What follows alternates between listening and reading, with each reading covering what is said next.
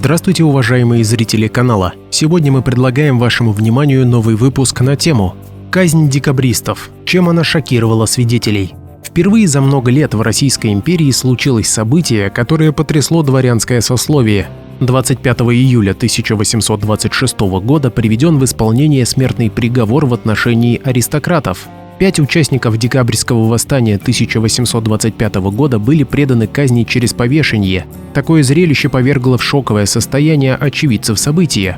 Казнь проводилась настолько неумело, что один из приговоренных, который сорвался с петли, в сердцах произнес: «Бедная Россия, и повесить-то порядочно у нас не умеют». А потом про Николая I сочинили эпиграмму: «Немного царствовал, но много начудесил, 125 в Сибирь сослал, а 5 повесил». Так чем же шокировала эта злосчастная казнь?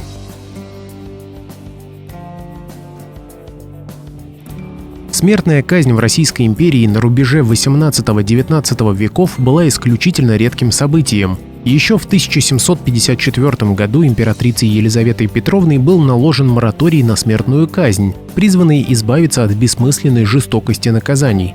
Вместо физической ликвидации преступника стали применять пожизненную ссылку на каторжные работы или битье кнутами.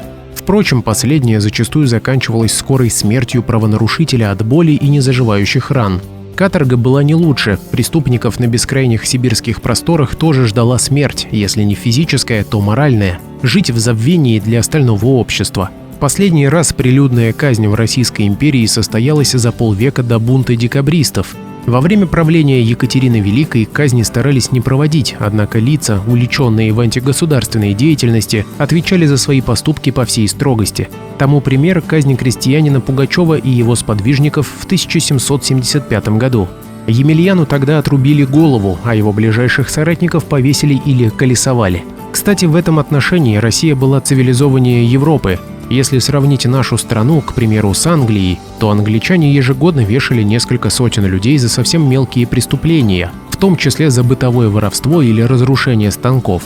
К тому же в этой стране смертная казнь применялась даже к детям, начиная с возраста 8 лет. Конечно, в действующей российской армии дела обстояли несколько иначе. Там тоже расстреливали солдата за грубое нарушение дисциплины. Причем расстрелы проводились неукоснительно и регулярно.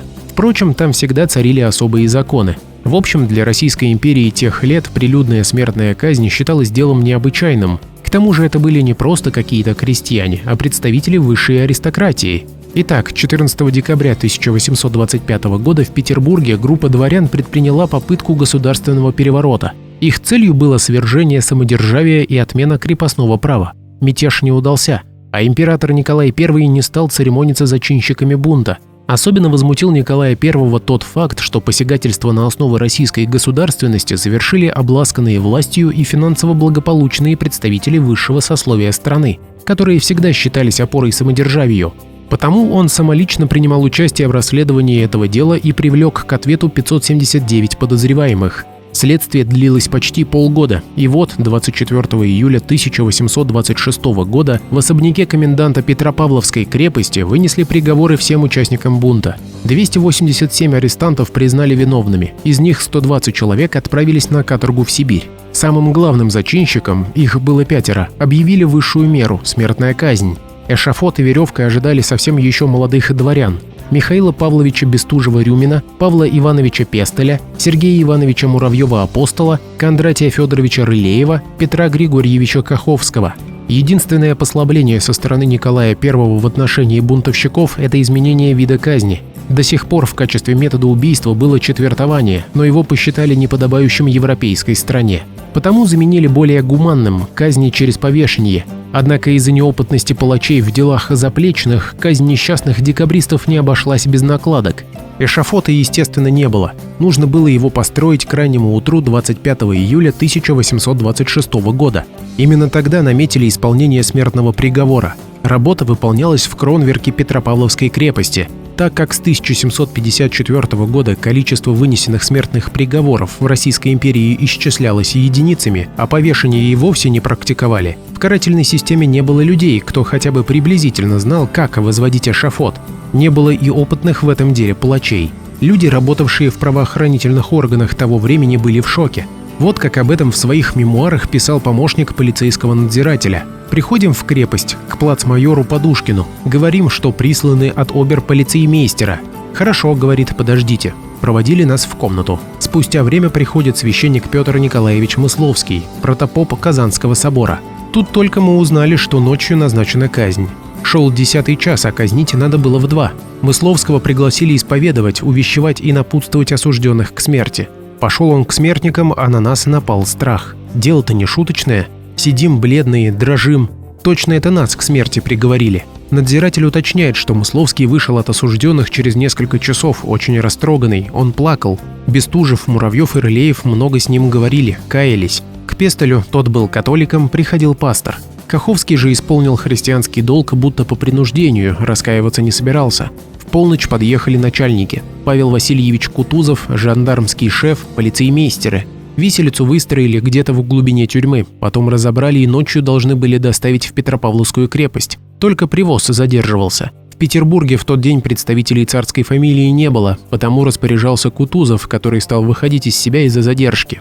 Наконец привезли виселицу, кое-как поставили. Что было сделано не так или забыли какую-то деталь, неизвестно, но говорили, что перекладина пропала. Решили отремонтировать. Копались с виселицей долго, и в 4 часа утра процесс еще шел. На кронверке стояли в ожидании солдаты с ружьями, толпа преступников и 2 эшафота.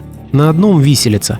Погода, по свидетельству полицейского, была чудная, солнце всходило и играла музыка. Собрали всех замешанных, 125 человек. Сперва исполняли приговор над каторжниками, с них снимали платья на эшафоте, надевали арестантское, ломали над головами шпаги, тем самым лишая дворянства и чести. Затем осужденных на каторгу уводили в крепость и сажали в каземат, после отправляли в ссылку. Все делали по ночам, ведь в предутренние часы на улицах народа практически не было, а осужденные на смерть в этот утренний час сидели на траве и разговаривали. Когда пришла их очередь, подошел Мысловский, напутствовал к отходу и дал приложиться к кресту.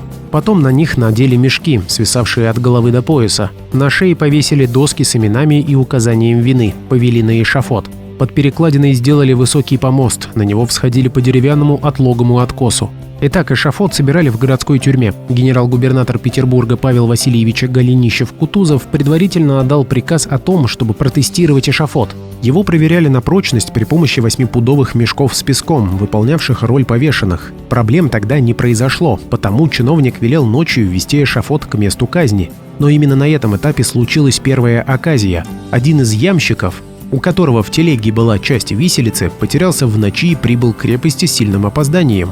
Здесь выше приведенные воспоминания полицейского надзирателя несколько расходятся со свидетельством полицмейстера Чихачева. Тот рассказывал, что вместе с солдатами Павловского гвардейского полка взял под конвой 5 декабристов и направился с ними к месту исполнения смертного приговора. Он-то не подозревал, что виселица еще не поставлена.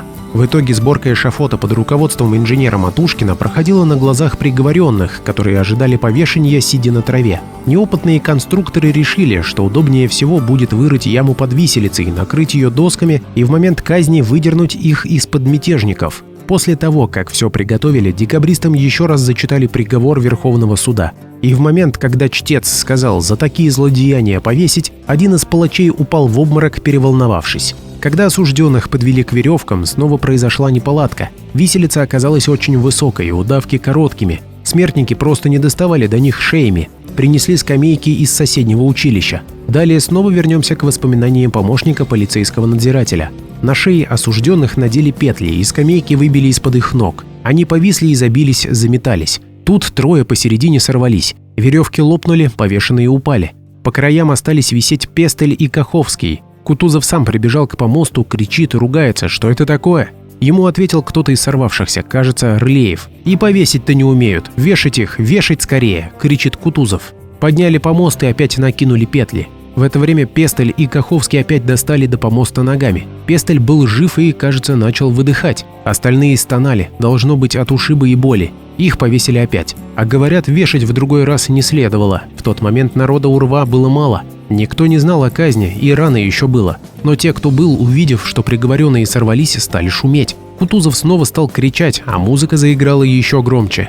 Прошло полчаса. Доктор сказал, что они померли, велели снимать. По негласному правилу повторять сорванную экзекуцию не следовало, поскольку считалось, что срыв казни является свидетельством того, что Господь не желает смерти осужденного. Во всех христианских странах, не только в России, с древних времен существовал обычай. Если повешенный сорвался во время казни и остался жив, значит Бог не хочет его смерти. Но какие могли быть священные обычаи, если речь шла об охранении российского государства и выполнении приказа императора? Подобное избавление от смерти в истории случалось невероятно редко, а в то время люди верили всяким приметам еще пуще, чем сейчас. Потому-то народ и стал возмущаться. Однако, так как император Николай I не присутствовал на этом драматичном мероприятии и нужно было быстро принять решение, то Кутузов-Голенищев, дабы не поплатиться карьерой, перестраховался и велел провести повторную экзекуцию. Многие считали потом, что в смерти помилованных самим Богом мятежников виноват исключительно генерал-губернатор Петербурга. Поэтому декабристов, получивших болезненные травмы при падении, как можно скорее подняли на эшафот, надели новые, более крепкие удавки на шее. На этот раз веревки, смазанные салом для лучшего затягивания, сделали свое страшное дело. Кроме того, поговаривали, что у генерал-губернатора Голенищева-Кутузова были личные счеты с осужденными. Во-первых, в ходе бессмысленного мятежа погиб Милорадович, его старинный друг. А во-вторых, генерал-губернатор был одним из следователей по делу декабристов, и ему довелось допрашивать бунтовщика Пестеля. Когда Кутузов спросил у него, как же вы могли решиться на такое ужасное дело, как убийство царя-батюшки, Пестель ему со всей невозмутимостью ответил: «Удивляюсь вашему удивлению, так как уж вы-то должны знать, что это не первый случай цареубийства в нашей уважаемой стране. Бывало, что в России за это жаловали Андреевскую ленту». Подковырка заключалась в том, что генерал Голенищев-Кутузов был среди участников убийства Павла I в 1801 году. Про этот страшный по своей сути случай в России хорошо знали, а Кутузов многое сделал, чтобы свой проступок тщательно скрыть. Потому-то открытый намек Пестеля генералу ох как не понравился. Для того, чтобы посмотреть и узнать еще больше интересных фактов неизвестной истории России, подпишись на канал и поставь лайк. Мы постараемся донести до каждого зрителя настоящую неизвестную историю России.